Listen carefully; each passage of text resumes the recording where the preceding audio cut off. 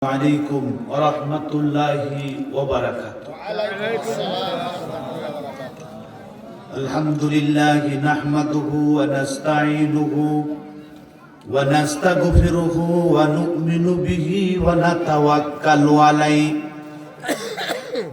ونعوذ بالله من شرور أنفسنا ومن سيئات أعمالنا من يهده الله فلا مضل له ومن يضلله فلا هادي له ونشهد أن لا إله إلا الله وحده لا شريك له ونشهد أن سيدنا ومولانا محمدا عبده ورسوله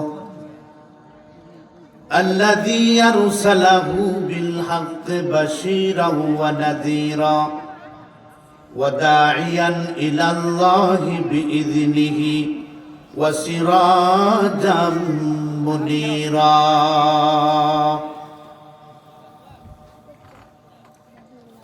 أما بعد فأعوذ بالله من الشيطان الرجيم. بسم الله الرحمن الرحيم. يا أيها الذين آمنوا قوا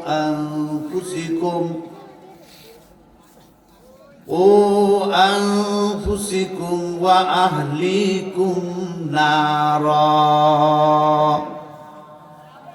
وقودها الناس والحجارة أعدت للكافرين.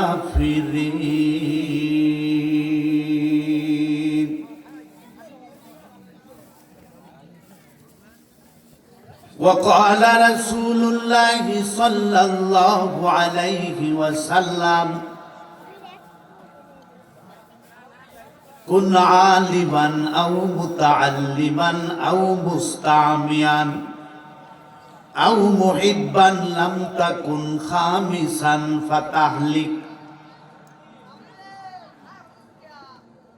إن الله وملائكته يصلون على النبي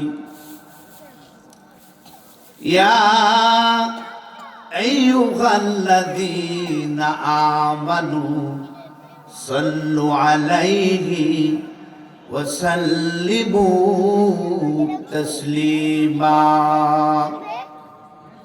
সকলেই জবান খুলে মুখটা ভরে মোহাব্বত ও আবেগ নিয়ে দুরূদ ইব্রাহিমি পড়ি। আল্লাহুম্মা সাল্লি আলা محمد وعلى آل محمد كما صليت على إبراهيم وعلى آل إبراهيم إنك حميد مجيد. اللهم بارك على محمد وعلى آل محمد كما باركت على إبراهيم وعلى آل إبراهيم إنك حميد مجيد. بلغ العلا بكماله كشف الدجى بجماله حسن الجميل خصاله صلوا عليه وآله. সকলে বলি আলহামদুলিল্লাহ। আরো জোরে বলি, আরো জোরে বলি। মাঝখানে ফাঁকা কেন? কি কর ফিসে তো মাশাআল্লাহ লোক অনেক বেশি, ফিসে অনেক লোক, কিন্তু মাঝখানে কাল লেগে রাখলেন বুঝলাম না কিছু। একটু সামনে আগানো যাবে না? আরো সামনে আগান। সামনে আগাইলে লস হবে না লাভ হবে? লাভ হবে। সামনে আগাইলে লস না লাভ? আসেন সামনের দিকে। যত সামনের দিকে আগাবেন ততই আল্লাহ জান্নাতের রাস্তা আগায়া দিবে। যত আগাবেন ততই আগায়া দিবে। আপনারা কি জান্নাত চান না? এই যে সামনের দিকে, সামনের দিকে, আরো সামনের দিকে, আরো সামনে। যত এই সামনের দিকে আগাবেন আল্লাহ পাক জান্নাতের রাস্তা তত আগায়া দিবে। যতবার বলবেন জবান খুলে সুবহানাল্লাহ। প্রতিটা সুবহানাল্লাহর বদলতে জান্নাতে একটা গাছ হয়ে যাবে। আবার বলবেন আবার গাছ হয়ে যাবে। আবার বলবেন আবার গাছ হয়ে যাবে। যতবারই বলবেন ততবারই জান্নাতের মধ্যে গাছ হয়ে যাবে। এটা আমাদের দেশের কোনো রিন্ডি গাছ না, আমাদের দেশের কোনো মেহগনি গাছ না, আমাদের দেশের মান্দার গাছ না। এটা হবে জান্নাতি ফলের গাছ। আরে জোরে কোন কিসের গাছ? জান্নাতে ফলের গাছ।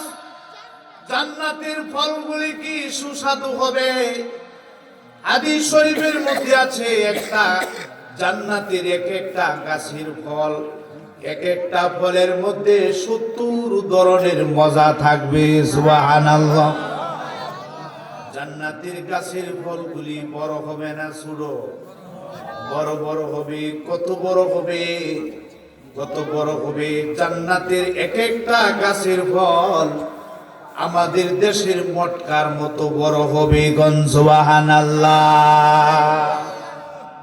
বর্তমান ছেলেপেলেদেরকে, ছোট মানুষ দিগকে, বর্তমান বাচ্চাদেরকে, নতুন মানুষ যারা, তাদের যদি জিজ্ঞাসা করা হয় মটকা কেমন, জীবনে বলতে পারবো নি।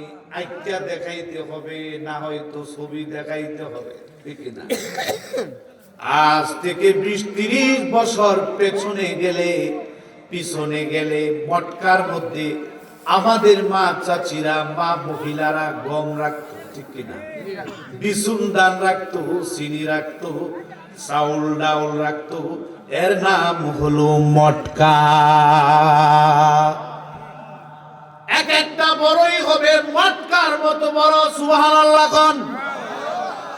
মুহাদ্দিসিনে কেরাম হাদিসের ব্যাখ্যার মধ্যে লেখে এক একটা বড়ই দুনিয়ার পাল্লা পাত্তর দিয়া মাপ দিলে 12 মণ ওজন হবে।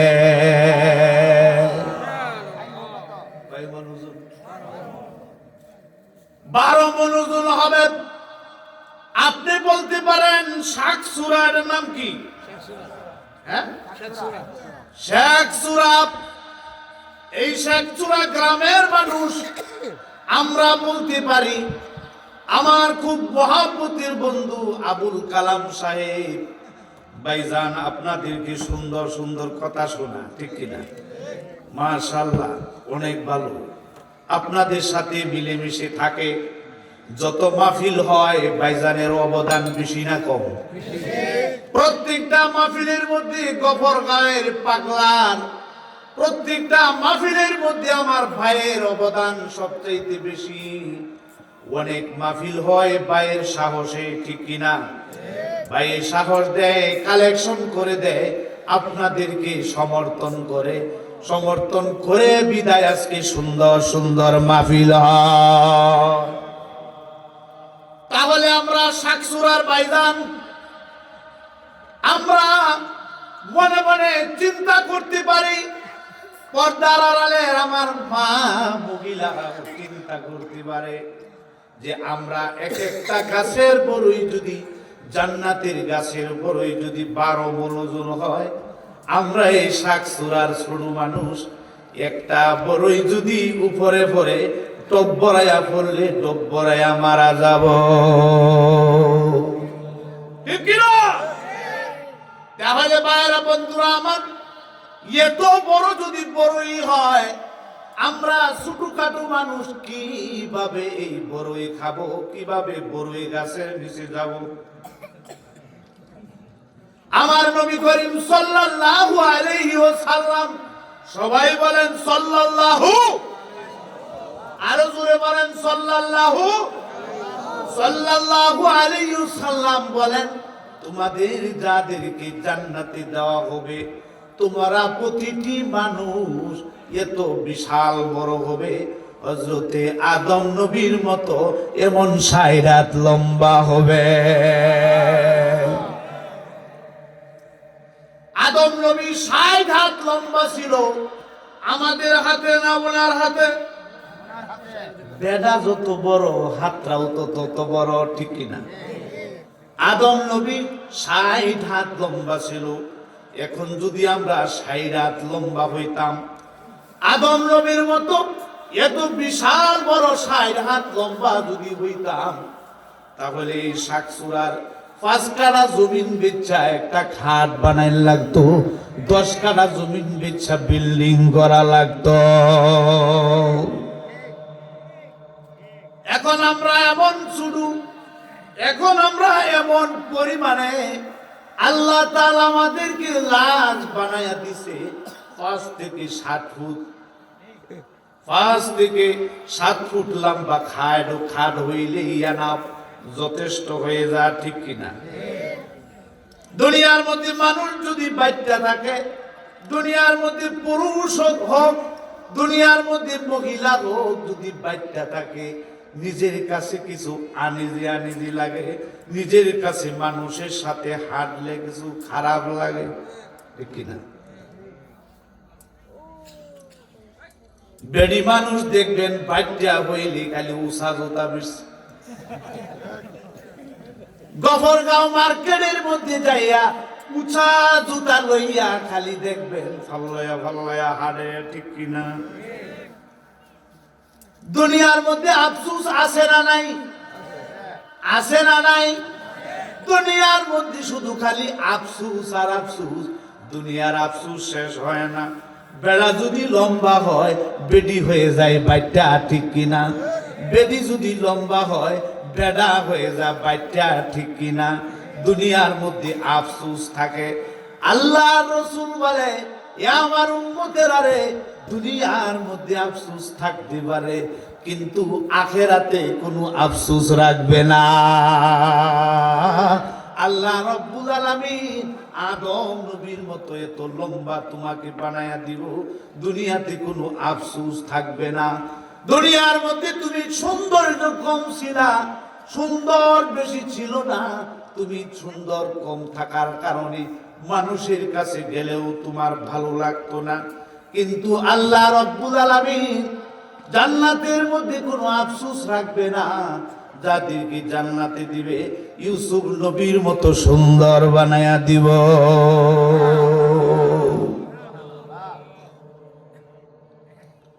ইউসুফ নবী সুন্দর কম ছিল না বেশি ছিল?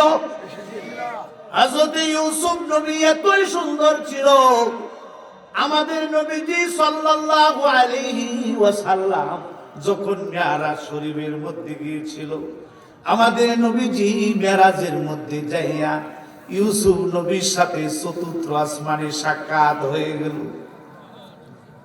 নবী করিম সাল্লাল্লাহু আলাইহি ওয়াসাল্লাম বলে, আমার ভাই ইউসুফ এত সুন্দর, এত সুন্দর, ইউসুফের দিকে তাকাইলে মানুষ হঠাৎ করে পাগল হয়ে যাবে।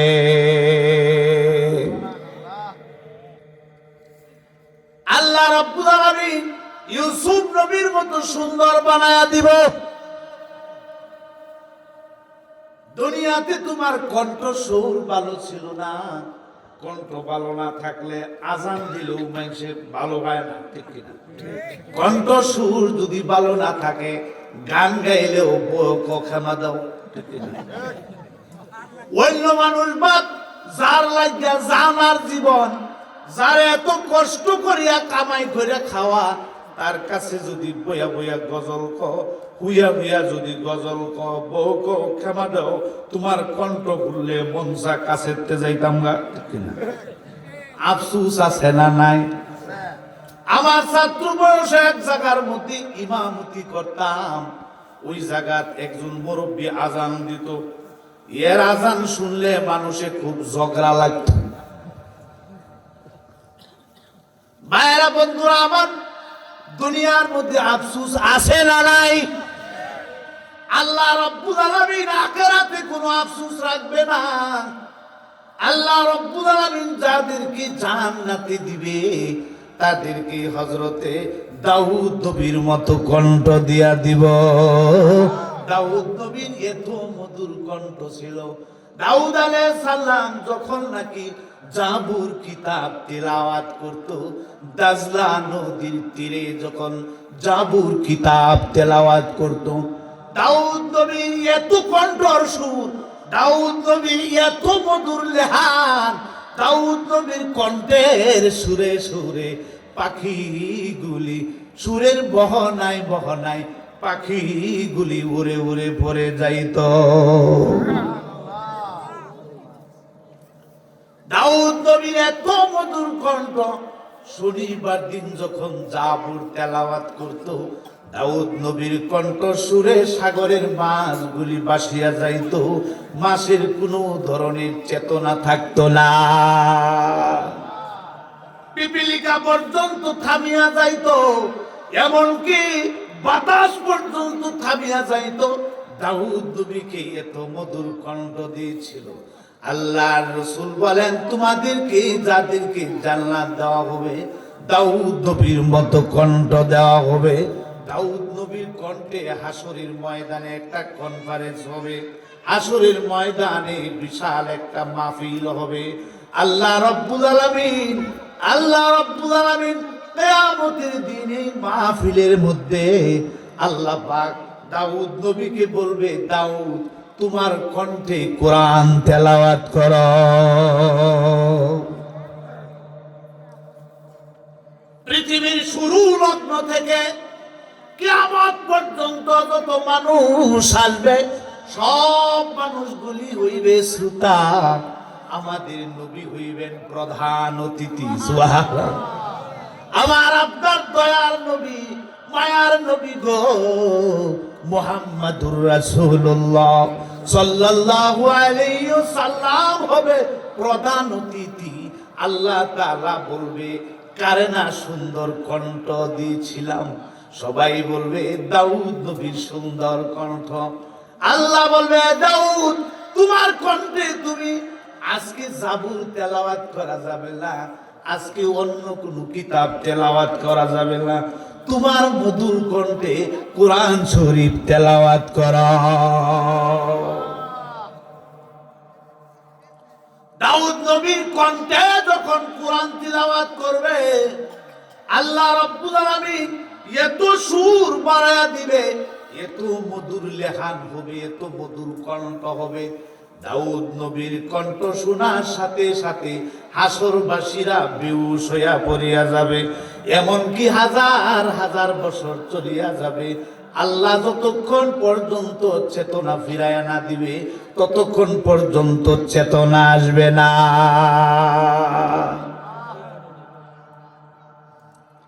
ভাইয়েরা বন্ধুরা আমার, দুনিয়ার মধ্যে আফসোস ছিল কিনা? দুনিয়ার মধ্যে আফসোস ছিল, জান্নাতের মধ্যে কোনো আফসোস রাখবে না।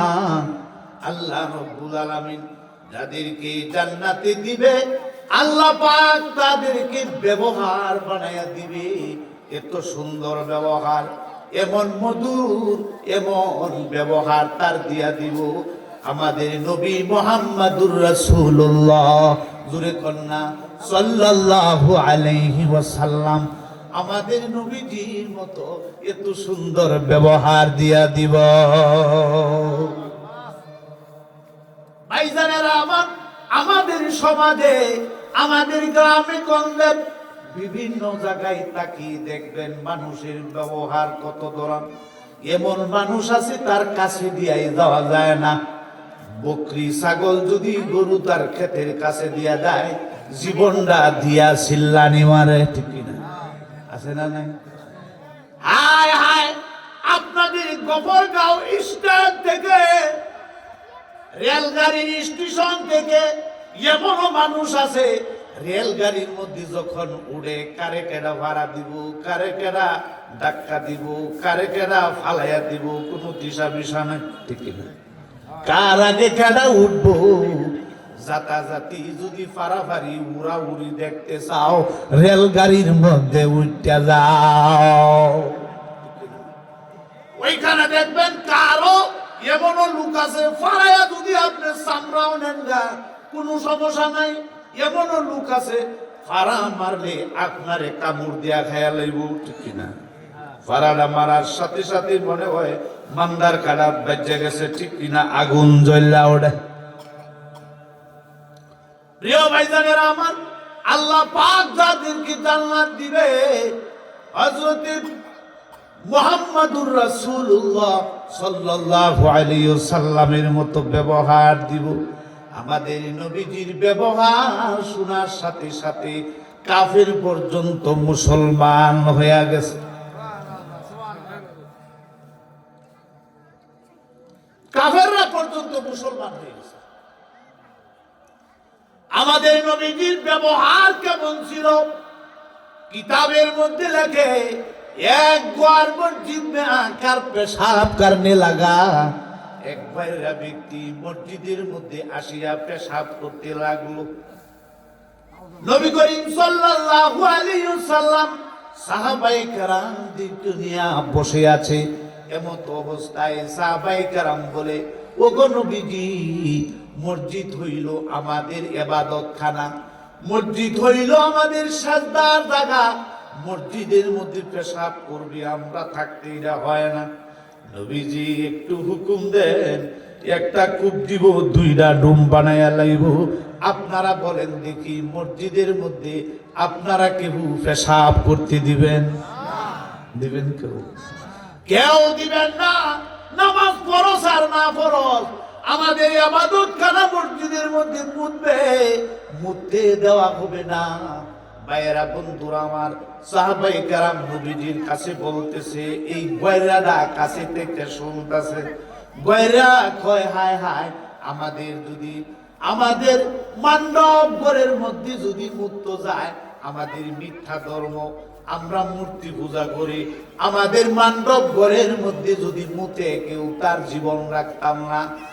আর মুসলমানের পবিত্র জায়গা আল্লাহ তাআলার ঘর, মুসলমানের সাজদার জায়গার মধ্যে মুততেছি, কিন্তু অন্যরা মারতে চায়, একজনে না করে।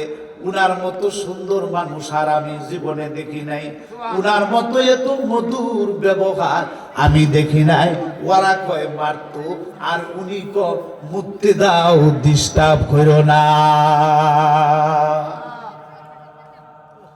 সাথে সাথে তার মনের মধ্যে বুঝ আসিয়া গেল, না না না, আর দেরি করা যায় না, উনি সাধারণ মানুষ না, আর দেরি করা যায় না। দৌড় দিয়া গয়রা ব্যক্তি নবীজির কদম মুবারকের মধ্যে ধরল। নবীজির কদম মুবারকের মধ্যে আন্দা দিয়া দরিয়া কো নবী, ওগো নবীজি, আপনার মতো মানুষ আর দুনিয়ার মধ্যে দেখি না, আপনি সাধারণ মানুষ না। ওগো নবীজি, আপনি হইলেন শেষ জামানার নবী মুহাম্মাদুর রাসূলুল্লাহ সাল্লাল্লাহু আলাইহি ওয়াসাল্লাম। আর দেরি নাই, আমাকে পড়াইয়া দেন লা ইলাহা ইল্লাল্লাহু মুহাম্মাদুর রাসূলুল্লাহ। কালমা পড়লেন, মুসলমান হয়ে গেলেন। নবীজির ব্যবহার দেখিয়া কালমা পড়িয়া মুসলমান হয়ে গেলেন। ওয়াজের কোনো প্রয়োজন হয় নাই। হে নবীর উম্মতেরা, তোমাদের ব্যবহার যদি ভালো হয়ে যায়, তোমাদের ব্যবহার যদি ভালো হয়, তুমি নামাজি, আরেকজন নামাজি হয়ে যাবে। তোমার ব্যবহার দেখলে তুমি দাড়িওয়ালা, আরেকজন দাড়িওয়ালা হবে। প্রিয় ভাইজানেরা আমার, তাই আল্লাহ রাব্বুল আলামিন আমার পঠিত আয়াতের মধ্যে আল্লাহ পাক আমাদেরকে সতর্ক করছেন, আমাদেরকে জানায়া দিতেছেন। দেখবেন আপনাদের রেলগাড়ির কোচিং আছে না নাই, কোচিং এর মধ্যে দেখবেন ওই সময় বাতি জ্বালাইয়া রাখে কোন গাড়ি আসলে। কি বাতি দেয়? লাল বাতি দেয়, সতর্কবাণী, ঠিক কিনা? আমাদেরকে সতর্ক করায় দেয়, লাল বাতি দিছি। আবার দেখবেন আরেকটা কিতা আছে এমন বাঁশের মতো ফালাইয়া দেয়, ঠিক কিনা? আছে না? এটা ফালাইয়া দেয়, এটা ফালাইয়া দাও, হুঁশিয়ার করে গাড়ি কইলাম আসতেছে, ঠিক কিনা? আমার পঠিত আয়াতে আল্লাহ রাব্বুল আলামিন আমাদেরকে সতর্ক বাণী দিয়া দিছে, ইয়া আইয়ুহাল্লাযীনা আমানু কু আনফুসাকুম ওয়া আহলিকুম নারা। আমার আল্লাহর সতর্ক বাণী দিয়া দিছে। নাস বলে নাই, ইয়া আইয়ুহান নাস বলে ডাক দেয় নাই। মানুষের মানুষ বলতে দুনিয়ার সমস্ত মানুষ। মানুষের মধ্যে কাট্টা খাওয়াও আছে, মানুষের মধ্যে কাসিম খাওয়াও আছে, মানুষের মধ্যে সৌর খাওয়াও আছে, মানুষের মধ্যে খ্রিস্টান আছে, মানুষের মধ্যে ইহুদি আছে, মানুষের মধ্যে নাসারা আছে, মানুষের মধ্যে বেঈমান আছে, মানুষের মধ্যে ইংরেজ আছে। আছে না না? আল্লাহ পাক মানুষ বলিয়া ডাক দেয় নাই। আল্লাহ তাআলা এমন সতর্ক করে দিছে, এমন সতর্ক বাণী দিয়া দিছে। আল্লাহ রাব্বুল আলামিন ডাক দিয়া দিছে, ইয়া আইয়ুহাল্লাযীনা আমানু কু আনফুসাকুম ওয়া আহলিকুম নারা। সতর্কবাণী দিয়া দিছে কাদেরকে? মুমিন মুসলমানদেরকে। আল্লাহ পাক বলে, হে ঈমানদারেরা, হে ঈমানদারেরা, জাহান্নামের আগুন থেকে তোমরা নিজেরা বাঁচো, তোমাদের আহালকে বাঁচাও, তোমার আপন আহালকে বাঁচাও, তোমার পরিবার পরিজন, তোমার চাকর চাকরানি, তোমার দাস দাসী, তোমার আত্মীয় স্বজন, তোমার আপনজন। তুমি যদি তোমার ক্ষমতা যদি থাকে তোমার আপন আহালের উপরে, তাহলে তোমার বিবি বাচ্চা হইল তোমার আহাল, ঠিক না? তোমার ক্ষমতা যদি একটা সমাজের উপরে থাকে, সমাজ হইল তোমার আহাল। তোমার ক্ষমতা যদি থাকে একটা ইউনিয়নের উপরে, ইউনিয়ন হইল তোমার আহাল। তোমার ক্ষমতা যদি থাকে একটা থানার উপরে, থানার সকল লোক তোমার আহাল। এমন ভাবে ডিস্ট্রিক্টের উপরে যদি ক্ষমতা থাকে, ডিস্ট্রিক্টের মানুষগুলি তোমার আহাল। তোমার আহালকে বাঁচাও। আল্লাহ রাব্বুল আলামিন এমন সতর্ক বাণী দিয়া দিছে, তুমি নিজেও বাঁচো, তোমার আহালকেও বাঁচাও। সুবহানাল্লাহ কোন? কই থেকে বাঁচাবে? কোথায় থেকে বাঁচাবে? জাহান্নামের আগুন থেকে বাঁচাইতে হবে। জাহান্নামের আগুন দুনিয়ার আগুনের চাইতে আরো 69 গুণ বেশি পাওয়ার। দুনিয়ার আগুন আছে 1 গুণ, আর জাহান্নামের আগুন আছে আরো 69 গুণ। কত গুণ? দুনিয়ার আগুন কয় গুণ? 1 গুণ। জাহান্নামের আগুন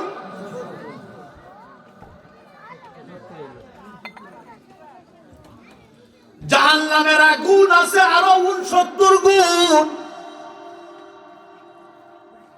দুনিয়ার 1 গুণ আগুন, দুনিয়ার একটা গুণ আগুন যদি কোথাও লাগিয়া যায়, জ্বলিয়া যায়, কোথাও যদি জ্বালিয়ে দেওয়া হয় বা এমনি যদি লাগিয়া যায়, গুডাউন কি গুডাউন, শহর কি শহর পড়ে যায়, বাড়ি কি বাড়ি পুরি ছাই ভস্ম হয়ে যায়।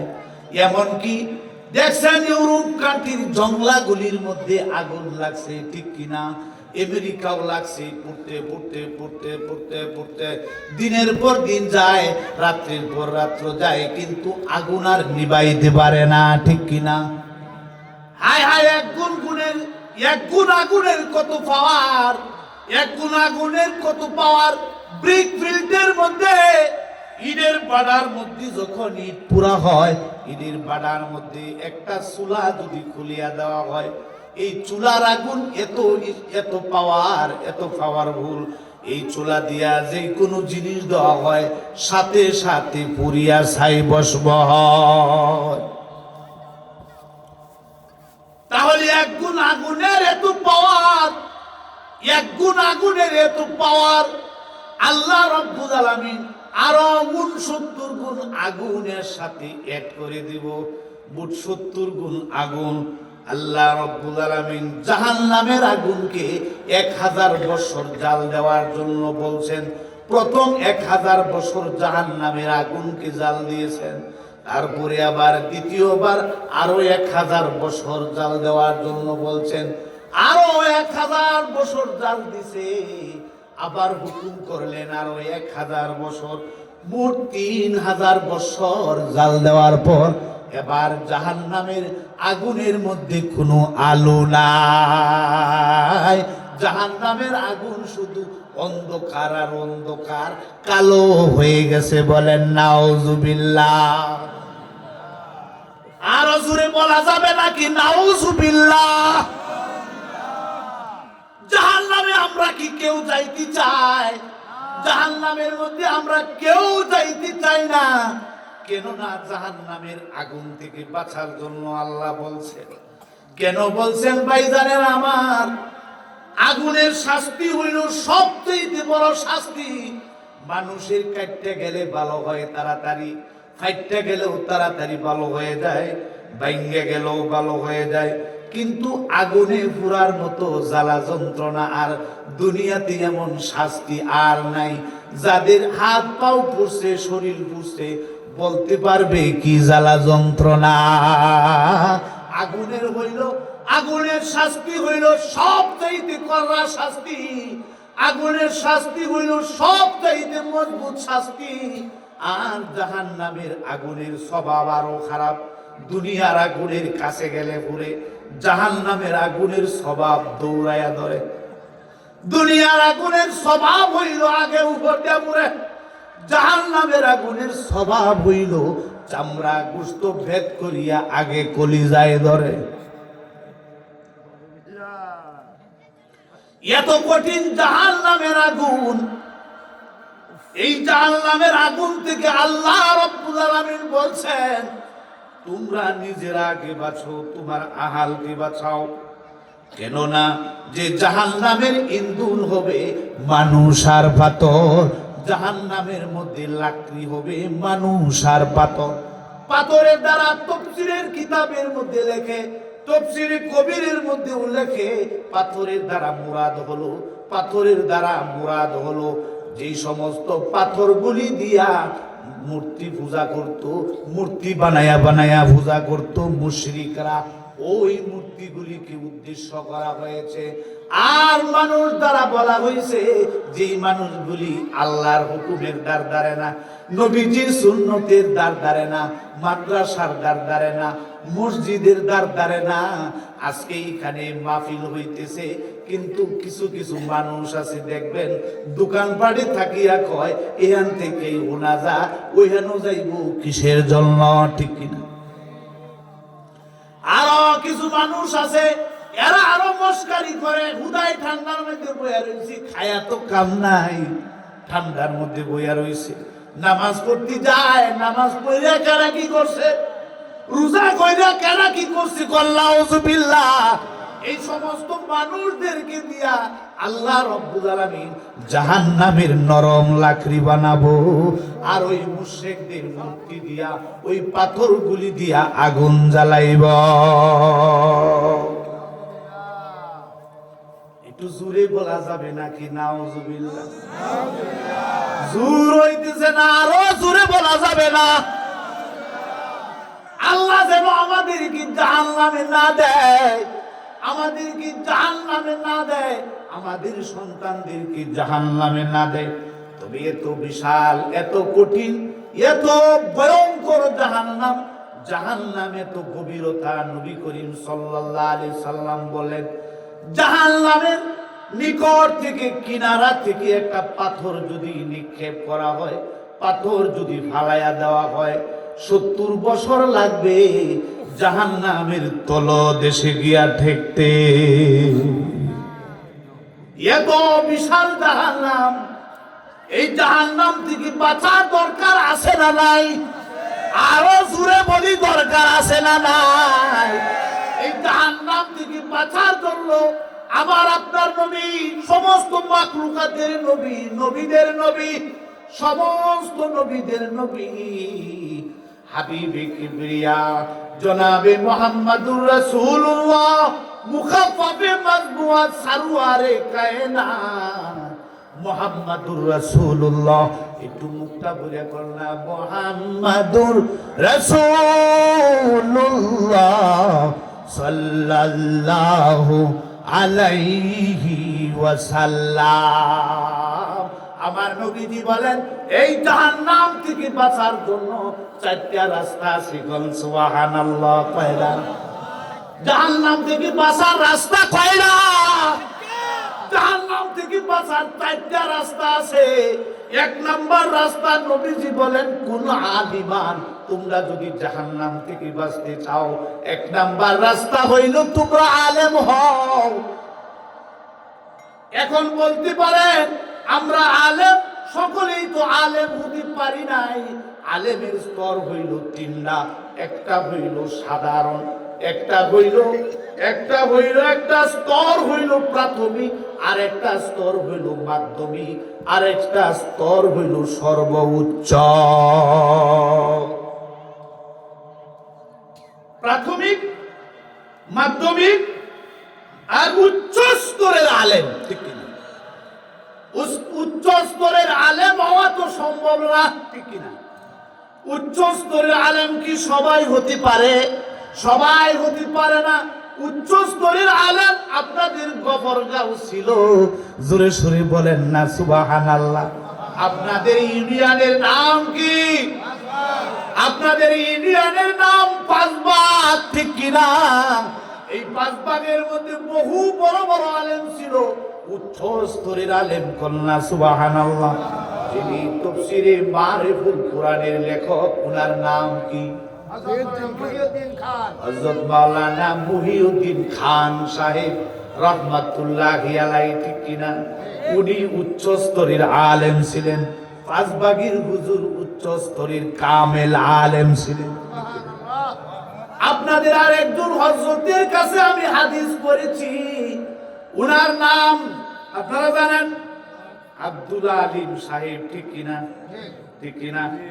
উনি আমাদেরকে গফরগাঁওই বাড়ি। হুজুর দুনিয়ার মধ্যে নাই, দুনিয়া থেকে বিদায় হয়ে গেছেন। হুজুরে আমাদেরকে বুখারী পড়াইতো। এত বড় আলেম, এত বড় আলেম হযরত দেওবন্দের হুসাইন আহমদ মদনী রাহমাতুল্লাহি আলাইহির ছাত্র। সুবহানাল্লাহ। যিনি হইলেন আওলাদে রাসূল, যিনি হইলেন আওলাদে রাসূল হুসাইন আহমদ মদনী রাহমাতুল্লাহি আলাইহির কাছ থেকে হযরত হাদিস পড়ে আসছে। আমরা হযরতের কাছে হাদিস পড়েছি কমলপুর মাদ্রাসায় গঞ্জ। সুবহানাল্লাহ। গফরগাঁওয়ের আলেম। সুবহানাল্লাহ। এই গফরগাঁওয়ের মাটির এমন বরকত, এই গফরগাঁওয়ের মাটির এমন মর্যাদা, এখানে বড় বড় আলেমদের আগমন হয়ে গেছে। সুবহানাল্লাহ।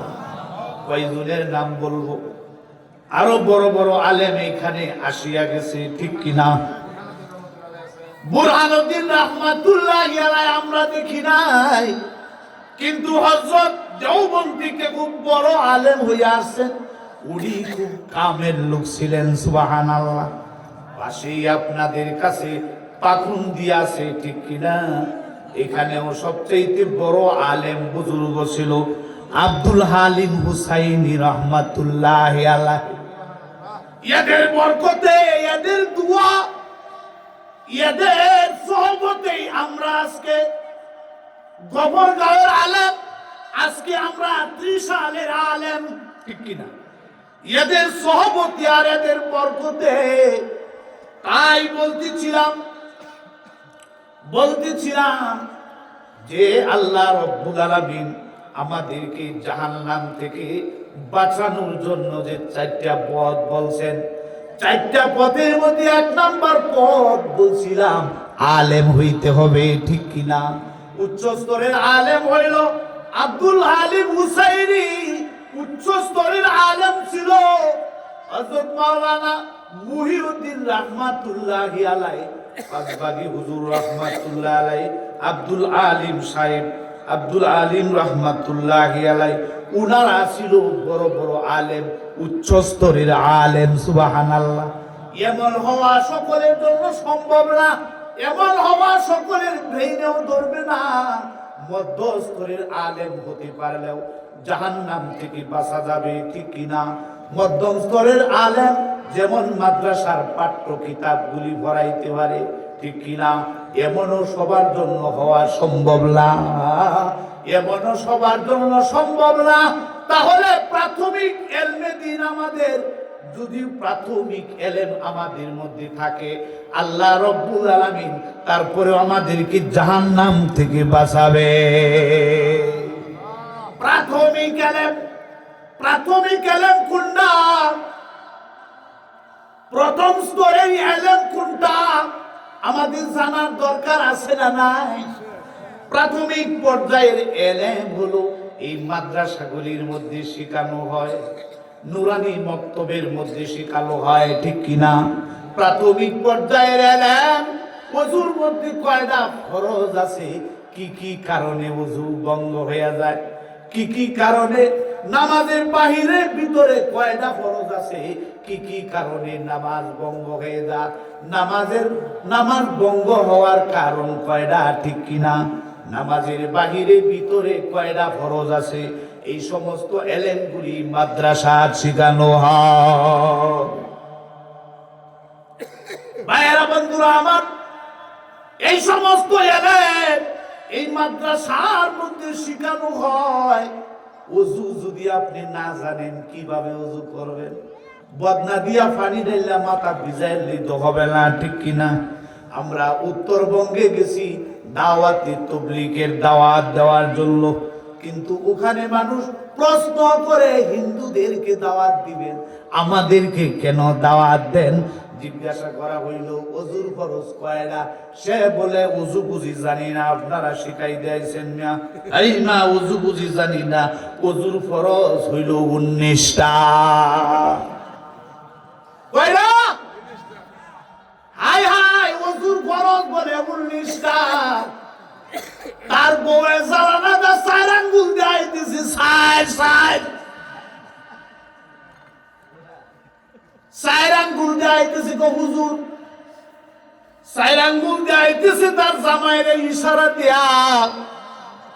তার জামাই কয়, হুজুর ওযুর ফরজ তো 19টা। হুজুর কইতেছে ওযুর ফরজ 19টা, কেমনে কেমনে একটু গন্ধ দেখি। কো হুজুর, হাত দেওয়া, মুখ দেওয়া, ঠোঁট দেওয়া, চোখ দেওয়া, নাক দেওয়া, মাথা মাসা করা, চুল দেওয়া, দাড়ি গুড়া দেওয়া, মুছ দেওয়া, ধুইতে ধুইতে ধুইতে ধুইতে কইতে কইতে কয়া লাইছে 22টা। হুজুরে কয়, তুমি কইলা 19টা, এখন কো 22টা। কো হুজুর, আরো জানি শরমে কইলা।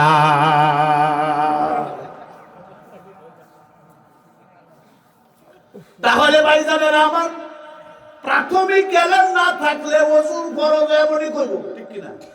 মাথা দইত লইলে একবারে পুরা মাথা বদনার পানি দিয়া দইব। যদি প্রাথমিক এলেম না থাকে, গোসলের ফরজ জানবে না। জিজ্ঞাসা করে গোসলের ফরজ কয়টা? ক হুজুর, গোসলের ফরজ বুঝি জানি না, বুড়া হয়ে গেছি, নাতিপুতি পর্যন্ত হইয়া গেছে, জানি না। প্রশ্ন করবার লেগে আইছেন ফুটলা ফাটলি কান্দলিয়া। কও তো দেখি হুজুর, কও তো দেখি গোসলের ফরজ কয়টা? গোসলের ফরজ হইল 3টা। কয়টা? ফিসের মানুষে কো ঠিক আছে এইটা। হুজুরে কো কেমনে কেমনে কও দেখি, কেমনে কেমনে কও দেখি, জাত কইছে এমনি তো ফেস লাগিয়া গেছে। কো হুজুর 3টা। কো 3টা কিতা কিতা? কো সাবান, গামছা, তল্লা। হুজুর হুজুর গোসলের ফরজ 3টা, তায়াম্মুমের মধ্যে যাওয়ার দরকার নাই, এইখানেই পরীক্ষা হয়ে গেছে, ঠিক কিনা? ভাইজানেরা আমার, এলেম প্রাথমিক এলেম না থাকলে পেশাব করবার গেলে কি হইবে কোনো খবর থাকবে না। মনে করবে পেশাব করছি, সামনেই তো কচু পাতা আছে, লইয়া লাই টিপদা ধরালাম, ঠিক কিনা? না না না, সাতটা জিনিস দ্বারা, কয় জিনিস? সাতটা জিনিস দ্বারা, সাত জিনিস দ্বারা ডিলা কুলুপ ব্যবহার করা নিষেধ। হাড্ডি, কয়লা, কাগজ, গাছের কাঁচা পাতা, খাদ্য দ্রব্য, শুকনা গোবর, ঠিক কিনা? যদি আপনার প্রাথমিক জ্ঞান যদি না থাকে, শুকনা গোবর পাইছেন, মাটিও যেমন শুকাইলে ভারী টানে, গোবরও তো টানবো। কয়েকদিন পরে কইব যে মানুষের হোক না গোবর টানবো, ঠিক কিনা? লয়ে লাইব ঠাস করিয়া, কইব মরা গরুর আড্ডি আছে, কুরবানির গরুর আড্ডি আছে, শুকনা আড্ডি লইয়া লাই, এইটাও টানবো, ঠিক কিনা? খাইতাছে, দেখা যাইব হাই হাই শাখাও নাই, টিসু নাই, হুক না মেরা ভিড়া আছে, এটা লইয়া লাইব, ঠিক কিনা? কল না না না, গাছের কাঁচা পাতা, খাদ্য দ্রব্য, শুকনা গোবর, এই জিনিসগুলি দিয়া ডিলা কোনো ব্যবহার করা যায় না। এটি হইল প্রাথমিক জ্ঞান। প্রাথমিক জ্ঞান যদি না থাকে, জাহান্নাম থেকে তুমি বাঁচতে পারবা না। প্রাথমিক জ্ঞান যদি তোমার না থাকে, তাহলে সূরা কেরাত দিয়া নামাজ তুমি পড়তে পারবা না। প্রাথমিক জ্ঞান থাকলে সূরাগুলি তোমার সহি শুদ্ধ হবে। প্রাথমিক জ্ঞান থাকলে নামাজগুলি সহি শুদ্ধ হবে। প্রাথমিক জ্ঞান যদি ছেলে মেয়ের মধ্যে থাকে, তাহলে সে পাক পবিত্র হইয়া দুনিয়া থেকে যেতে পারবে। প্রাথমিক জ্ঞান নাই, তার ইবাদতের কোনো দাম নাই। তাহলে জাহান্নাম থেকে বাঁচার রাস্তা কয়টা? যুবকেরা কয়টা বাজান কও না? জাহান্নাম থেকে বাঁচার রাস্তা কয়টা? চারটা। প্রাথমিক এলেম, প্রথম হইল এলেম হইতে হবে, আলেম হইতে হবে। আলেম হইলে তুমি জাহান্নাম থেকে বাঁচতে পারবা। দ্বিতীয় নাম্বার হইল আও মুতাআল্লিমান, তুমি যদি জাহান্নাম থেকে বাঁচতে চাও, তাহলে তোমার আলেমের ছাত্র হতে হবে। আলেমের ছাত্র, তুমি যদি শিখার জন্য, একটা বৃদ্ধ লোক যদি শিখার জন্য, একটা বেগুনা মাসুম যদি শিক্ষা করার জন্য, একটা মুরব্বিও যদি শিক্ষা করার জন্য, এলেম শিক্ষা করার জন্য ঘর থেকে বের হয়, ঘর থেকে বের হইলে আল্লাহ রব্বুল আলামিন তার জন্য কেমন বরকত দিয়া দিবে। হাদিস শরীফের মধ্যে আছে, কেউ যদি এলেম শিক্ষা করার জন্য ঘর থেকে বের হয়, তার জন্য আল্লাহ রব্বুল আলামিনের রহমতের ফেরেশতারা নূরের পর বিছাইয়া তাকে সম্মান জানায়, নূরের পাখা নত করিয়া তাকে সম্মান জানায়। গর্তের পিপিলিকা পর্যন্ত দোয়া করতে থাকে, সমুদ্রের মাছ পর্যন্ত দোয়া করতে থাকে, চাঁদ সূর্য দোয়া করতে থাকে, গাছপালাও দোয়া করতে থাকে। এক মাটির মধ্যে ফাড়া দিছে, আরেক মাটি তার জন্য দোয়া করতে থাকে। সুবহানাল্লাহ। এখন তাফসীরের কিতাবের মধ্যে লেখে, হাদিসের ব্যাখ্যার মধ্যে লেখে, এই সমুদ্রের মাছ দোয়া করার কারণ কি? গফরগাঁওয়ের ছেলে তালিবুল ইলম হইছে, গফরগাঁওয়ের মুরব্বী সে তাবলীগের মধ্যে গিয়া তালিবুল ইলম হইছে। তারে কেন তার জন্য মাছে দোয়া করব? কেন তার জন্য পশু পাখিরা দোয়া করব? কেন তার জন্য চাঁদ সূর্যে দোয়া করব? কারণ কি? হাদিস শরীফের মধ্যে আসছে, যতক্ষণ পর্যন্ত একজন আল্লাহ আল্লাহ বলনেওয়ালা দুনিয়ার মধ্যে থাকবে, ততদিন পর্যন্ত কিয়ামত হবে না। আল্লাহ বলনেওয়ালা দুনিয়ার মধ্যে নাই। আল্লাহ বলবে, পৃথিবীর আমার দরকার নাই, ইসরাফিল বাঁশিটা বাজায়া দাও, বাঁশিটা বাজায়া দাও, পৃথিবী ধ্বংস হয়ে যাক। আল্লাহ বলনেওয়ালা তৈয়ার হয় মাদ্রাসায়। আল্লাহ বলনেওয়ালা কই তৈয়ার হয়? আর জোরে কোন কই? আল্লাহ বলনেওয়ালা মাদ্রাসার মধ্যে তৈয়ার হয়। যতদিন পর্যন্ত মাদ্রাসা শিক্ষা দুনিয়ার মধ্যে থাকবে, ততদিন পর্যন্ত মসজিদে ইমাম পাওয়া যাবে, ততদিন পর্যন্ত খতিব পাওয়া যাবে, ততদিন পর্যন্ত মুয়াজ্জিন পাওয়া যাবে, ততদিন পর্যন্ত পীর মুরিদি চলবে, ততদিন পর্যন্ত দাড়িওয়ালা পাওয়া যাবে। মাদ্রাসা যদি বন্ধ হয়ে যায়, দাড়িওয়ালা মানুষ দেখবার জন্য জাদুঘর যাওয়া লাগবে। ঠিক কি না? হায় হায়, দিন যত গনাই, দিন যত যাইতেছে, দিন যত যাইতেছে, আমাদের অধঃপতন তত আসতেছে। ঠিক কিনা? এমন কোন মানুষ নাই তার ঘরের মধ্যে মোবাইল নাই, অ্যান্ড্রয়েড। ঠিক কিনা? হায় হায়, বাসের মধ্যে 52টা সিট থাকে, 50টা 52টা সিট থাকে। দূরের সফর যখন হয়, প্রাইভেট লইয়া যায় না, কেননা আমি ঘুমা, ড্রাইভার ঘুমা, 2টা ড্রাইভার নিলেও কুলাইতে পারে না। ঠিক কিনা? দূরপাল্লার সফরও যখন যায়, বাসের মধ্যে উঠলে তাকায়া দেখি হায় হায়, 52 সিটের মধ্যে না হইলেও 35 জনের কাছে অ্যান্ড্রয়েড মোবাইল আছে। কম বলছি, আরো বেশি। ঠিক কিনা? এই টাচ মোবাইল আছে, টাচ মোবাইলের মধ্যে আঙ্গুল লাগায়া লাগায়া তসবির দানার মতো খালি টানে, তসবির দানার মতো খালি টানে আর টানে, টানে আর টানে, টানে আর টানে। একদিন কিশোরগঞ্জ যায়, কিশোরগঞ্জ করিমগঞ্জে মাহফিল যায়। আমি আব্দুল্লাহপুর থেকে উঠছি টিকিট কাটিয়া, উঠার পরে একটা মুরব্বী বেড়া আমার রোগের সিটের মধ্যে বইছে।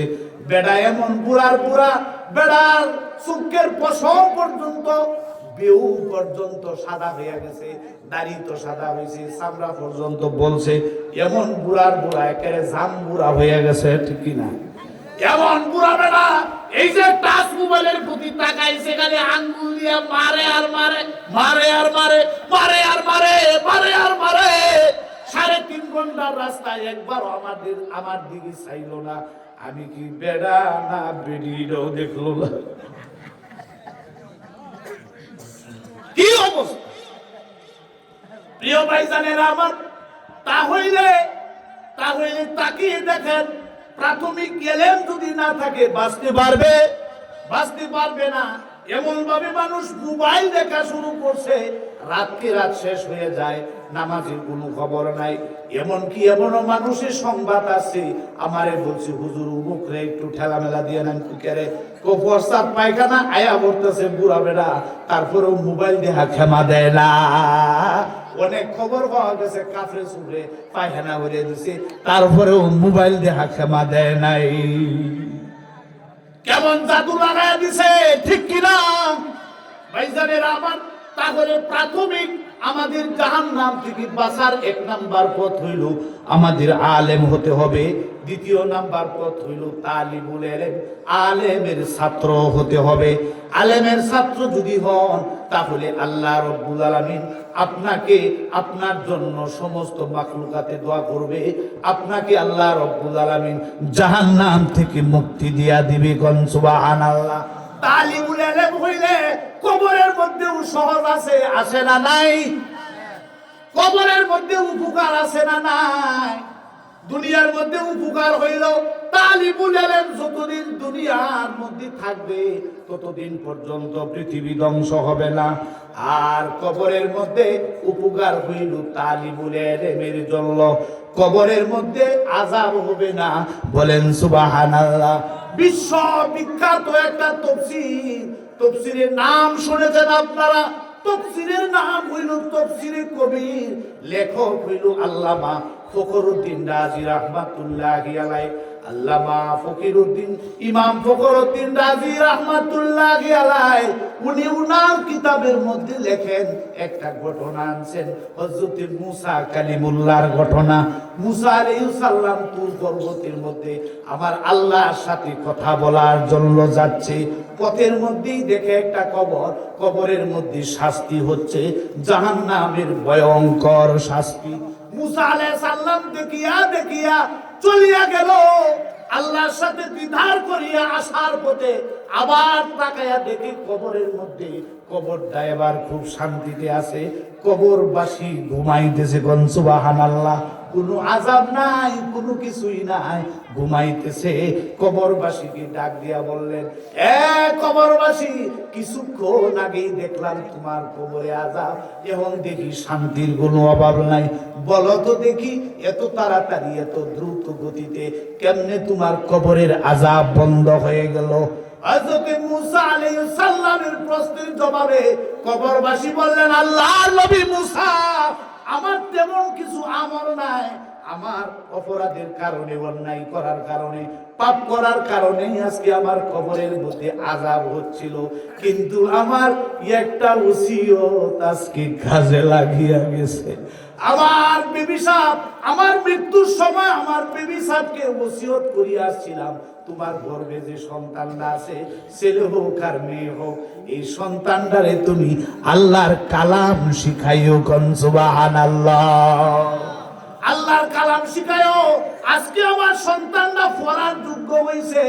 মাদ্রাসার প্রথম সবক বিসমিল্লাহির রহমানির রহিম, আউযু বিল্লাহি মিনাশ শাইতানির রাজিম। এটা হলো মাদ্রাসার প্রথম সবক। এই সবকটা যখন উস্তাদজি কচি কণ্ঠে কচি মুখে যখন পড়াইয়া দিছে, আমার সন্তান যখন বলছে বিসমিল্লাহির রহমানির রহিম, আমার সন্তান যখন কচি কণ্ঠে তেলাওয়াত করেছে, রহমান রাহিম বলছে, আল্লাহ রাব্বুল আলামিন ডাক দিয়া কয়, এ আযাবের ফেরেশতারা, আর আযাব দেওয়া যাবে না, আযাব দেওয়া যাবে না। যার সন্তানে আমারে রহমান বলতেছে, যার সন্তানে আমাকে রহিম বলতেছে, তার কবরে যদি আযাব দাও, তাহলে আমার রহমান আর রহিম নামের মর্যাদা থাকে না। তার কবরে আযাব দিও না, আফরিসুল বুরুসা, পরশের বিছানা বিছায়া দাও। কোন সুবহানাল্লাহ। তাহলে মাদ্রাসার ছাত্র, হাফেজে কুরআন, কারি সাহেব, মাদ্রাসার ছাত্র এত বরকত, তার বাবা মার কবরে আযাব হবে না। আর যদি তার দাদা দাদি কবরের মধ্যে থাকে, তেলাওয়াতের দরুন আযাব হবে না। ভাইজানেরা আমার, মাদ্রাসার ছাত্র যারা লজিং রাখে, তাদের কবরের মধ্যেও আযাব হবে না। এমনকি হাসরের ময়দানেও মাদ্রাসার ছাত্র যারা লজিং রাখে, মাদ্রাসার যারা টিনের ব্যবস্থা করিয়া দেয় ছাত্ররা পড়ার জন্য, ফ্যানের ব্যবস্থা যারা করে দেয়, মাদ্রাসার মধ্যে খাবারের ব্যবস্থা, বোর্ডিং এর মধ্যে চাউলের ব্যবস্থা যারা করে দেয়, এরাও বলবে, আল্লাহ আল্লাহ গো, আমরা মাদ্রাসার ছাত্রদেরকে ভালোবাসছিলাম, মহব্বত করেছিলাম। হাফেজে কুরআনরা যখন এই মাদ্রাসার এমদাদিয়া মাদ্রাসার ছাত্র যখন নাকি জান্নাতের মধ্যে যাবে দলে দলে, আপনাদের শাকসুরার মানুষ তখন ডেকে ডেকে বলবে, এ বাজান রে, আমরা শুনেছিলাম ফয়েজি সাহেবের মুখ থেকে, আমরা শুনেছিলাম রাগবীর মুখ থেকে, আমরা শুনেছিলাম প্রতি বছর বহুত বড় বড় আলেমদের জবান থেকে শুনেছিলাম তোমরা নাকি আমাদের জন্য সুপারিশ করবা। বাজান রে, তোমাদের মাদ্রাসার মধ্যে আমি একটা টিং দিছিলাম রে বাজান। বাজান, তোমাদের মাদ্রাসার মধ্যে 1000, 2000, 5000 টাকা দিয়েছিলাম পড়ার জন্য, মাদ্রাসা ঘর সুন্দর হওয়ার জন্য 2-1 কিবি করে কাঠ দিয়েছিলাম রে বাজান, তোমাদের ঘর বাংলার জন্য। আজকে তোমরা কই যাও, তোমরা কই যাও গো? বলবে, আল্লাহ পাক আমাদেরকে মাফ করে দিয়েছে, আল্লাহ পাক আমাদেরকে জান্নাতের সার্টিফিকেট দিয়েছে। বাজান রে, একটা কদম সামনের দিকে তোমাদেরকে যাইতে দিব না। বাজান, একটা কদম আগাইতে পারবা না। দুনিয়ার মধ্যে ওয়াজগুলি মিশানা, হুজুররা বলেছিল আমাদের জন্য সুপারিশ করবা, যতক্ষণ পর্যন্ত আমাদেরকে না নিয়া যাইবা ততক্ষণ পর্যন্ত রাস্তা ছাড়বো না। দুনিয়ার মতো হরতাল অবরোধ করে ফেলবে, সাথে সাথে আল্লাহ পাকের কাছে দোয়া করবে। হাফেজে কুরআনরা বলবে, আল্লাহ, ও আল্লাহ, আল্লাহ গো, আমাদেরকে তো জান্নাতে যাইতে দেয় না। আল্লাহকে আল্লাহ বলবে, কে যাইতে দেয় না? শাকসুরার মানুষগুলি মাদ্রাসা